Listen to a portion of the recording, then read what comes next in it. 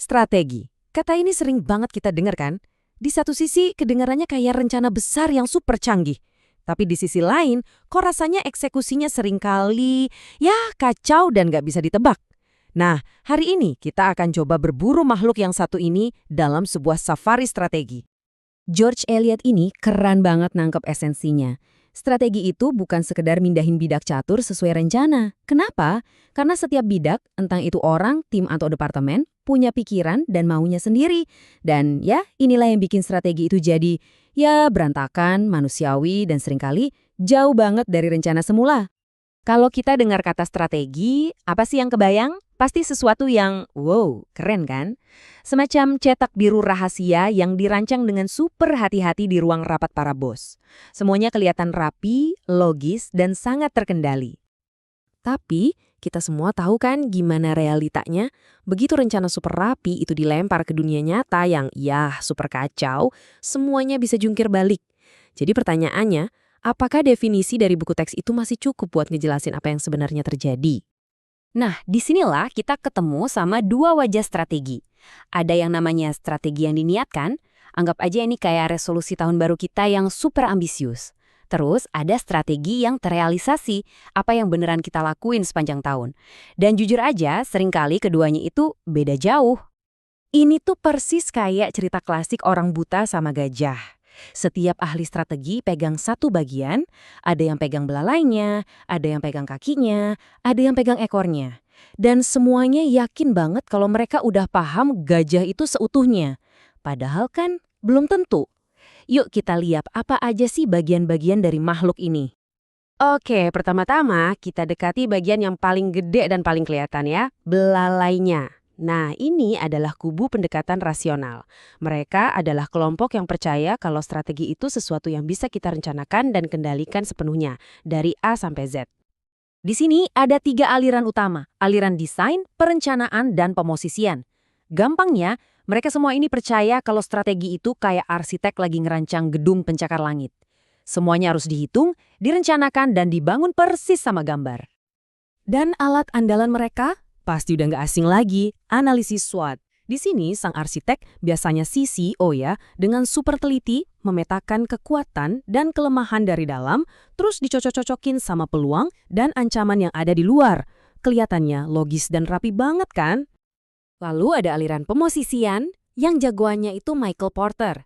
Menurut mereka, strategi itu bukan soal menciptakan sesuatu dari nol. Enggak, ini lebih kayak milih dari menu yang udah ada di restoran.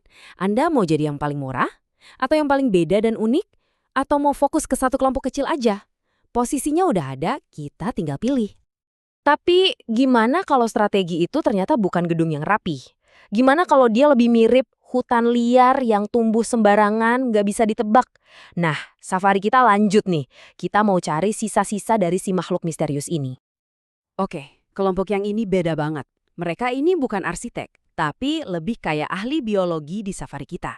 Mereka nggak ngasih resep cara bikin strategi. Enggak, mereka cuma ngamatin dan nyatat gimana strategi itu beneran lahir dan tumbuh di alam liarnya, bukan di lab yang steril.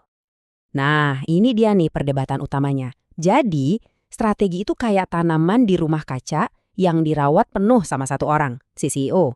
Atau, jangan-jangan dia lebih mirip rumput liar yang bisa nongol di mana aja, dari bawah ke atas, tanpa ada yang nyuruh.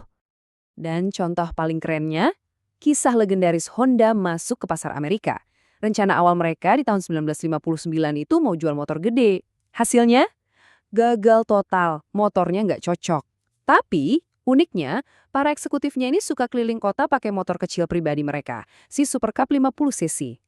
Tanpa disangka, orang-orang malah naksir sama motor kecil itu. Karena udah kepepet, nggak ada pilihan lain, yaudah mereka coba jual si Super Cup, dan boom! Tahun 1966, mereka menguasai pasar. Strategi paling sukses mereka justru lahir dari kecelakaan. Dengerin deh kata manajernya, kami tidak punya pilihan. Jadi, ini bukan rencana brilian dari ruang rapat. Ini strategi yang muncul dari kegagalan, dari kejelian melihat apa yang terjadi di lapangan, dan ya, dari keterpaksaan. Intinya, mereka belajar langsung dari situasi.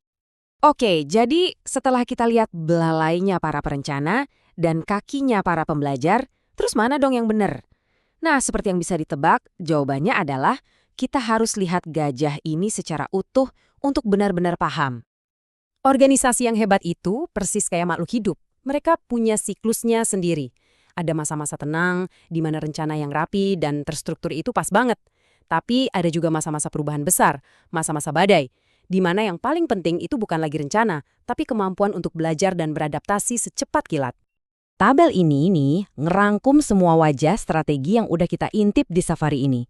Dari sebuah rencana yang kaku, visi yang besar, sampai pola yang muncul tiba-tiba. Tujuannya bukan buat milih satu yang paling kita suka ya, tapi supaya kita punya semua alat ini di tas safari kita. Dan ini poin paling pentingnya.